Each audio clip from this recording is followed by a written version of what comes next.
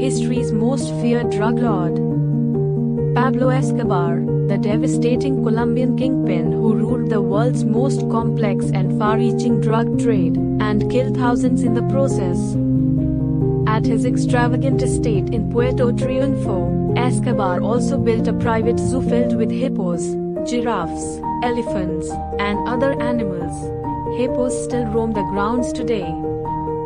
In addition, while his family was on the run in 1992-93, Escobar reportedly burned $2 million in order to keep his daughter warm. Despite his best efforts, however, even Escobar couldn't spend all that money, and much of it was stored in warehouses and fields. Escobar was responsible for killing about 4,000 people, including an estimated 200 judges and 1,000 police, journalists, and government officials. In the 1980s, Escobar's Medellín Cartel was responsible for 80% of the cocaine that was sent to the United States.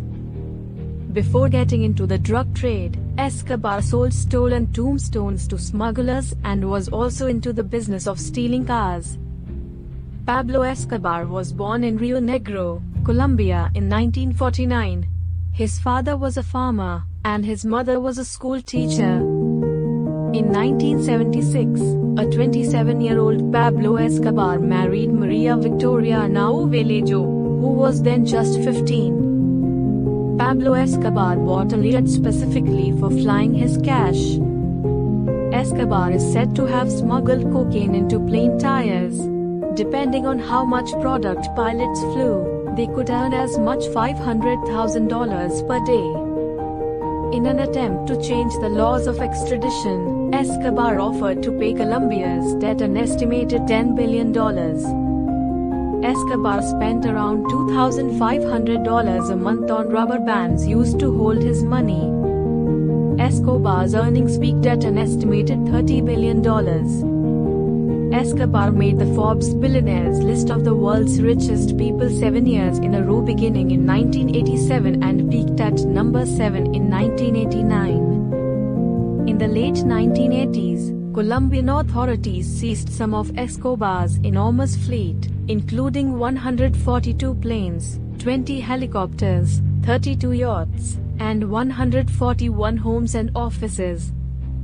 Escobar's business was so big and so scrutinized that in addition to planes, helicopters, cars, trucks, and boats, he even bought 2 submarines for transporting his cocaine into the United States.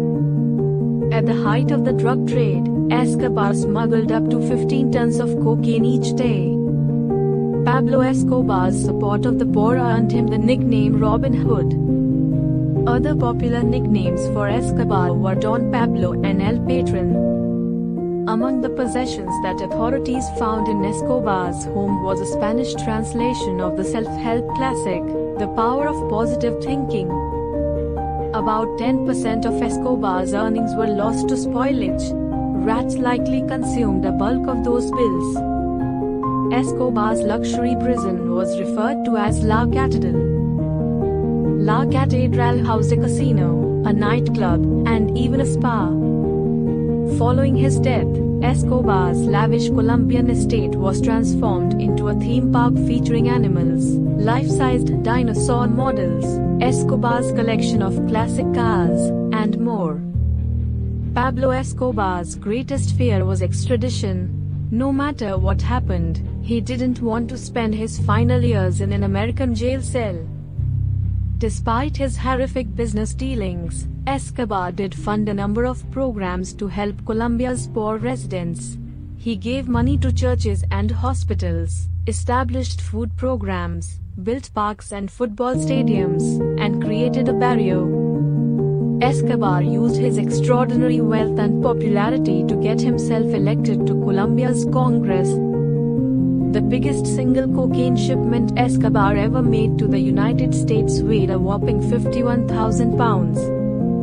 Pablo Escobar was gunned down at the age of 44. Some people speculate that the wound was self-inflicted. About 25,000 people, including many of the poor Colombians to whom Escobar had personally distributed money, attended his burial in Medellín.